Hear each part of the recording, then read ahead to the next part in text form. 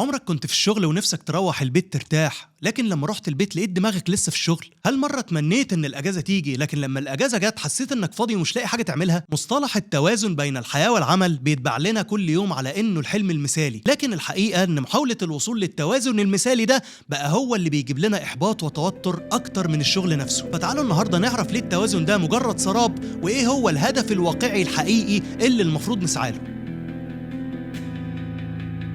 زمان كان الحد الفاصل بين الحياة والشغل واضح، البوابة الحديد بتاعة المصنع اللي أول ما يخرج منها العامل يبقى شغله انتهى. لكن النهاردة ما عادش فيه البوابة الحديد دي، الشغل بقى بينطلك في كل حتة، في الواتساب وفي الإيميل، وساعات بيطلع لك في الحلم وانت نايم أساساً، مش بس في ال8 ساعات اللي الاتش ار بيحاسبوك عليهم حضور وانصراف. فخلينا نبتدي بالوش المخيف للشغل، مش الكلام العادي عن الإرهاق والاحتراق النفسي، لا، بنتكلم عن الموت. في اليابان عندهم كلمة قانونية في الأوراق الرسمية اسمها كاروشي، ومعناها الحرفي الموت من كثرة العمل. فإيه اللي يخلينا ما نوصلش للمرحلة دي؟ عشان نتعامل مع فكرة الشغل بشكل صحي محتاجين نعيد تعريف علاقتنا بيه. طول عمرنا بنتعامل مع الشغل على إنه العدو والبيت هو المنقذ، ودي الفكرة اللي بتدعمها نظرية علمية اسمها ريسورس درين ثيوري أو نظرية استنزاف الموارد، واللي بتعتبر الشغل ده بيستنزف طاقتك البدنية والعاطفية والذهنية، بينما البيت هو اللي بيجدد نشاطك. والكلام ده صحيح فعلا عند أغلب الناس، لكنه مش القاعدة اللي بتنطبق على الكل. في دراسة كبيرة شملت 11 تجربة علمية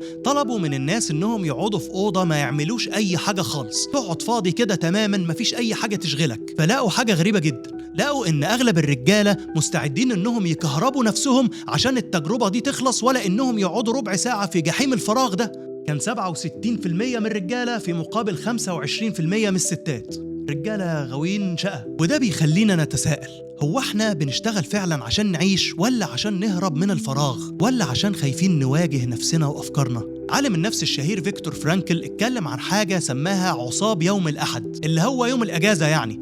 لقى إن ناس كتير بيحسوا بفراغ وجودي وعدم ارتياح وهم في يوم الأجازة، لأن الشغل هو الحاجة اللي كانت بتديهم هوية شخصية ومعنى لحياتهم. ده انت لما تيجي تتعرف على حد بتسأله انت بتشتغل ايه، كأن المهنة جزء من هويته الشخصية نفسها. فاللي عايز اقوله ان الشغل في حد ذاته مش شرط يبقى هو العدو الحقيقي، لكن المشكلة في طبيعة الشغل نفسه. اشهر دراسة في تاريخ الطب النفسي المهني اسمها ذا وايت هول ستادي، تابع فيها العلماء اكتر من 10,000 موظف حكومي في بريطانيا على مدار اكتر من 40 سنة، من الثمانينات لحد النهاردة. كان في اعتقاد زمان بيقول ان المديرين الكبار هم اللي شايلين الهم بسبب الضغط والمسؤوليات الكبيرة اللي عليهم، وده بيخليهم يتعبوا اكتر من غيرهم. لكن المفاجأة ان اقل ناس في السلم الوظيفي اللي هم بينفذوا الاوامر يعني كان معدل وفياتهم بالازمات القلبية 3 أضعاف المديرين بتوعهم. الدراسة لقت ان اللي بيموتك مش حجم الشغل والمسؤولية، لكن الشعور بانعدام الحيلة. لما تحس انك ملكش رأي، مش حر تعمل الشغل بطريقتك، بتجيلك اوامر ومطلوب منك تنفذها من غير نقاش، كأنك ترسف مكنة مش واحد فاهم الصنعة وايده في الشغلانة وعارف بيعمل ايه. الوضع ده بيزيد التوتر وبيزود الكورتيزول في الدم لدرجة مخيفة، وبيزود فرص الوفاة. والدراسة هي عندك لو عايز تقراها. يعني القاتل الحقيقي مش الشغل، لكن الشعور بانعدام السيطرة. مفيش فليكسيبيليتي، مفيش مرونة. وده اللي بيفسر جزئيا ظاهرة الكاروشي اللي اتكلمنا عنها من شوية. في بيئة العمل التقليدية في اليابان الموظف ما يقدرش يقول لا لمديره، ما يقدرش يمشي قبل مديره ما يمشي، ومطالب ينفذ أوامر صارمة بدون أي مساحة للإبداع أو المرونة. التوليفة دي شغل لا نهائي وزيرو استقلالية، بتخلي الجسم في حالة توتر مستمر، والكورتيزول بيضرب في السماء والضغط يعلى لحد ما الشرايين في مخك بتنفجر حرفيا. لأنك لو بتشتغل 16 ساعة في حاجة بتاعتك وبمزاجك هتتعب وتنام، لكن لو بتشتغل وانت حاسس انك محبوس ومعندكش إرادة، هنا بيحصل الانهيار الجسدي والنفسي. وده اللي خلى الحكومة اليابانية تجبر الشركات تدفع تعويضات مالية ضخمة جدا لعائلة المتوفي لو أثبتوا إنه اشتغل 80 أو 100 ساعة زيادة في الشهر، وبتسجل نقط سودة في السجل القانوني للشركة وبتتعرض للمساءلة. لكن في ظاهرة تانية غريبة برضه، وهي إن في رواد أعمال وعلماء وفنانين بيشتغلوا أكتر من ال100 ساعة زيادة دول وعايشين بصحة كويسة جدا وحياتهم سعيدة وزي الفل. وتفسير الظاهرة دي هو نظرية تقرير المصير. يعني ايه الكلام ده؟ العلماء لقوا ان في ناس مستعدين يبذلوا مجهود كبير جدا في مهام صعبة جدا ويعملوها بحب واستمتاع حتى لو مش بيطلع لهم من وراها مليم واحد. وهتلاقي الظاهرة دي واضحة جدا في الناس اللي بيلعبوا ألعاب صعبة جدا على البلاي ستيشن ورغم كده بيقعدوا عليها بالساعات، وزي اللي بينزل يلعب كورة مع أصحابه أو يألف رواية في وقت فراغه أو يقعد أسابيع يرسم في لوحة. نظرية تقرير المصير دي Self Determination Theory بتقول إن المكافآت داخلية بتحصل للشخص لو حاسس إن هو اللي بيقرر مصيره ومختار النشاط ده بمزاجه، خصوصاً لو توفرت فيه 3 حاجات. أولهم إحساسك بالاستقلالية، إنك تكون حر تعمل شغلك بالطريقة اللي على مزاجك، مش مجرد ترسف مكنة ملكش رأي. وتاني حاجة إحساسك بالكفاءة، أنا بشتغل حاجة بتتناسب مع قدراتي واهتماماتي فبحس بالكفاءة والإنجاز لما بعملها. وتالت حاجة الإحساس بالانتماء، أنا بعمل الحاجة دي مع ناس بحبهم أو عشان ناس بحبهم. زي مثلا واحد بيعمل هواية مملة جدا زي جمع الطوابع لكنه عضو في نادي هواة جمع الطوابع. ولو خدت بالك هتلاقي ان ال3 عناصر دول بقوا بيتعمدوا يطبقوهم في ديزاين الفيديو جيمز عشان الناس تدمنها. الالعاب النهارده مش زي ايام زمان، دلوقتي بقيت بتختار السكنز، شكل الشخصيه اللي بتلعب بيها عشان يديك الاحساس بالاستقلاليه وتحس انك حر تلعب بالشكل اللي انت عايزه بالطريقه اللي انت عايزها. وبقت اونلاين جيمز بتلعبها مع ناس تانية عشان يبقى فيه كوميونتي وشعور بالانتماء. وبقى بيديك محاولات كتير عشان تتدرب على اللعبه وتنمي عندك الاحساس بالكفاءه والانجاز. انما على ايامينا كنا غلابه، زمان كان الفيديو جيم بتديك 3 أرواح بس، ولو خلصت بتعيد اللعبه من الاول، ما كانش فيه سيف. المهم ال3 عناصر دول، الاحساس بالكفاءه والاستقلاليه والانتماء، هم اللي بيخلوا الواحد يحب الشغل. يعني تخيل كده تروح الشغل وانت حاسس انك بتلعب مش بتشتغل. معظم الناس فاكرين ان مؤهلاتك الدراسيه هي اللي بتخليك مناسب لشغلانه معينه، لكن لو بصيت حواليك هتلاقي في كذا حد ذاكر سنين طويله عشان ياخد شهاده كبيره تاهله لشغلانه كويسه، لكن بعد ما اشتغلها لقى نفسه مش مبسوط. دي مثلا دراسه لقت ان الشغل لما يكون متوافق مع شخصيتك ده بيخلي ادائك احسن. يعني تخيل واحد انطوائي بيحب يقعد لوحده واضطر يشتغل في خدمة العملاء مثلا، أكيد ده هيبقى عبء نفسي عليه حتى لو الشغل نفسه سهل. فنعمل ايه في الحالة دي؟ أحيانا بيكون عدم الرضا الوظيفي سببه عدم التوافق بين صورتك الذاتية وصورتك المهنية. يعني تكون شايف نفسك بطريقة وشايف متطلبات المهنة بتاعتك بطريقة تانية مش منطبقة عليك. لما تبقى حاسس ان انت مش انت، بتمثل، بتعمل حاجات مش عايز تعملها بس مضطر تعملها عشان الشغل. التناقض بين نظرتك لنفسك ونظرتك لشغلك هي اللي بتخليك مش راضي عن وظيفتك، او على الاقل مش عارف تكون نفسك وانت بتعملها. في ناس بتهرب من الموضوع ده بانها تسيب الشغل اصلا، وده طبعا مش متاح في الظروف اللي احنا فيها دي. فاهدى يا عم كده وما تتسرعش. عشان تبقى سعيد في شغلك ممكن تعمل حاجة اسمها جوب كرافتنج او نحت الوظيفة. مش ان انت تعتبر وظيفتك نحتاية، يعني ده موضوع تاني. المقصود هو اعادة تشكيل الوظيفة، تعدل طريقة الشغل بالطريقة اللي تناسب شخصيتك وتخليك مستمتع وانت بتعمله. يعني مش هتغير الشغل لكن هتغير طريقة ادائك للشغل. يعني تعمل الشغلانة بالطريقة اللي تحببك فيها واللي تتناسب مع عناصر قوتك الشخصية. ايه هي عناصر قوتك الشخصية دي؟ كل واحد فينا جواه حاجة اسمها signature strength، يعني القوة الشخصية اللي عندك واللي بتميزك عن غيرك، الحاجات اللي حاسس انك كويس فيها وبتعبر عن قيمك ورؤيتك لنفسك. يعني مثلا ممكن تلاقي حد شجاع، في حد بيحب مساعدة الناس، حد مبدع، حد متعاطف، حد بيحب يتعلم، وهكذا. كل واحد مننا بيستمتع وهو بيعمل الحاجات دي أكتر من الناس التانية، ولو مش متوفرة في شغله هتلاقيه بيعملها في هواياته عن طيب خاطر حتى لو مش بتجيب له فلوس، أن المكافأة بتاعتها داخلية بتخليه حاسس بالسعادة وحاسس إنه بيعمل حاجة ليها قيمة وبتعبر عن نفسه. فلو عرفت تمارس وتوظف عناصر قوتك دي في الشغل مش هيبقى مزعج بالنسبة لك، بالعكس هتلاقي نفسك بتعمل الشغل اللي انت بتحب تعمله.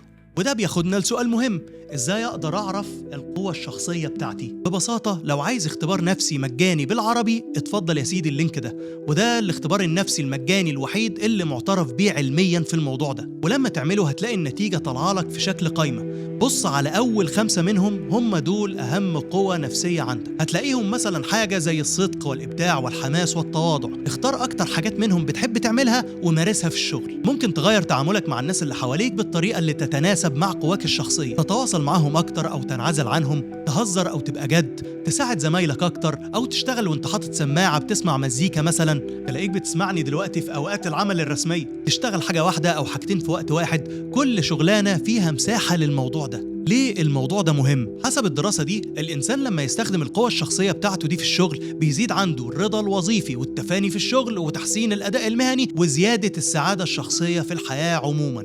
وخد لي بالك، السعادة في الحياة بشكل عام. وده بيرجعنا للنقطة اللي ابتدينا منها الحلقة، فكرة التوازن بين الحياة والعمل اللي بتوهمك إن الشغل حاجة والحياة حاجة تانية خالص. وده مش دايما صح. لأن في ظاهرة اسمها سبيل اوفر افكت، واللي بترجمها يعني تأثير التسريب أو تأثير الدلدقة. لو عندك مشكلة في الشغل هتلاقيها بتدلدق على بقية جوانب حياتك التانية. لو متخانق مع المدير هترجع البيت متعكنن ومكشر، وممكن تعمل مشكلة لأنك مش طايق حد. إحباطاتك في أي جانب من جوانب حياتك ممكن يطرطش على مناطق تانية. فالموضوع مش مجرد توازن كده بين الحياة والشغل، كأن الموضوع مجرد تنظيم وقت وخلاص. فبلاش تجري ورا وهم الميزان اللي كفته مش هتتظبط أبدا. علماء النفس دلوقتي بيميلوا لنظرية تانية اسمها إثراء العمل والأسرة. النظرية دي بتقول ببساطة إن النجاح في الشغل بيديك شحنة بترجعك البيت شخص أحسن، والعكس صحيح. الخبرات اللي بتكتسبها في الشغل زي المهارات الجديدة والعلاقات والإحساس بالإنجاز والثقة بالنفس بتتنقل معاك للبيت وتخليك أب كويس أو زوج أحسن. يعني الهدف الواقعي مش إنك تفصل تماما بين الشغل والحياة، لكن تنميهم الاتنين مع بعض لأنهم مسربين على بعض. طبعا تنظيم الوقت مهم، وإنك تخصص وقت للراحة والاجتماعيات والجوانب حياتك المختلفة، لكن الانفصال الحقيقي لازم يحصل في دماغك بين المهام المختلفة اللي انت بتعملها بشكل عام. بتوع التنمية البشرية بيسموا ده فلسفة الزن، اللي هو لما تاكل ركز في الأكل، ولما تمشي ركز في المشي، عشان تعيش حياتك من غير تشويش ذهني في دماغك طول الوقت. وده اللي بنسميه في علم النفس الحضور الذهني أو mindfulness meditation. لما ترجع البيت اعمل مسافة نفسية بين قعادك مع أهلك وأصحابك وبين مهام الشغل، بإنك تركز وتكون حاضر هنا ودلوقتي عشان تعيش اللحظة اللي انت عايشها فعلا. اللي بيدمر صحتنا النفسية مش إننا بنشتغل ساعات من البيت، لكن غياب الانفصال النفسي. إنك تبقى موجود بجسمك لكن عقلك لسه محبوس في المكتب، وإنك بعد ما ترد على إيميل الشغل مش عارف ترجع تاني مع عيلتك وأصحابك. عشان نطبق ده بشكل عملي ممكن نمارس حاجة اسمها طقوس الإغلاق، زي ما نصح البروفيسور كال نيوبورت في كتابه اللطيف جدا ديب وورك. قبل ما تقوم من على مكتبك اكتب كل المهام اللي ما خلصتش في ورقة، وحدد هتعملها امتى بكرة عشان ما تفضلش تفكر فيها. اديك خرجتها من دماغك وكتبتها على الورقة قدامك اهو، وتقول لنفسك كده بصوت مسموع شطبنا او قفلنا الشغل. بيقولك ان الحركة دي بتخدع العقل اللاواعي وتخلي مخك يقفل التاب اللي مفتوحة في دماغك دي، فتروح البيت ودماغك فاضية. عشان تتعافى من مجهود الشغل مش شرط تستريح بدنيا على فكرة، الراحة الذهنية حاجة والراحة البدنية حاجة تانية خالص. الكسل قدام التلفزيون مش دايما بيفصلك ويجدد نشاطك، لأن ده بيخليك متلقي سلبي. الفصلان الحقيقي إنك تعمل حاجة فيها تحدي ممتع، زي إنك تطبخ أو تلعب أو تعزف أو ترسم أو تخرج تتكلم أو تقابل صحابك. الدراسات بتقول إن الحاجات دي رغم إن فيها مجهود لكنها هتشحنك أحسن وتاخد ذهنك عن الشغل بشكل أفضل، وهتديك ذكريات تحسسك إن حياتك فيها حاجات كتير بتتعمل مش مجرد شغل على المكتب. وقبل ما نقفل الحلقة هديك نصيحة أخيرة، وهي إنك لازم تنام. مهما كان ضغط الشغل كبير أو إحساسك إن اليوم اتسرق منك وعايز تعوضه بالليل، إياك تضحي بساعات نومك. دراسة ضخمة جدا نشرتها الكلية الأمريكية لأمراض القلب تابعت أكتر من 450 ألف بني آدم، واكتشفت رقم يخض: الناس اللي بيناموا أقل من 6 ساعات في الليلة خطر إصابتهم بأزمة قلبية بيزيد بنسبة 20%. والمفاجأة إن الخطر ده بيفضل موجود وثابت حتى لو الشخص رياضي وبياكل أكل صحي وما بيدخنش. يعني ببساطة النوم ما هوش رفاهية، ده خط الدفاع الأول عن حياتك نفسها. نام عشان تعيش. خلاصة الكلام، التوازن بين الحياة والشغل مش وصفة جاهزة ولا جدول إكسل بيتظبط بمعادلة. واللي بيتعب الناس مش بس المجهود الزيادة، لكن إنك تاخد منهم السيطرة وتحسسهم إنهم تروس في مكنة ملهمش رأي.